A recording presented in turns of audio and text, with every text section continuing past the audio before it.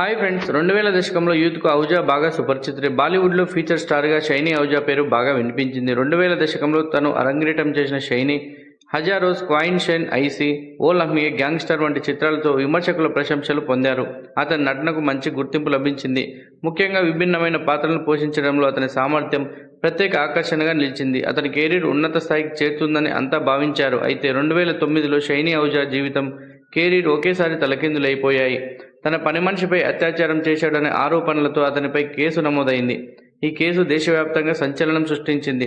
తీవ్ర విచారణ అనంతరం 2011లో ముంబై కోర్టు అతన్ని దోషిగా నిర్ధారించి 7 ఏళ్ల జైలు శిక్ష విధించింది. ఈ ఘటన షైనీ అహూజా కెరీర్కు దాదాపు ముగింపు పలికింది. జైలు నుంచి విడుదలైన తర్వాత కొన్ని చిత్రాల్లో నటించినా అతని పూర్వవైభవం తిరిగి రాలేదు. ఒక నటుడిగా అతని ప్రకాశవంతమైన భవిష్యత్తు ఈ చీకటి కేసుతో కనుమరుగైపోయింది. షైనీ అహూజా కెరీర్ విజయానికి, పతనానికి మధ్య జరిగిన ఒక విషాద గాథగా మిగిలిపోయింది. వీడియో నచ్చితే లైక్ చేయండి, షేర్ చేయండి, సబ్స్క్రైబ్ చేసుకుని మరో వీడియోతో మళ్ళీ కలుద్దాం.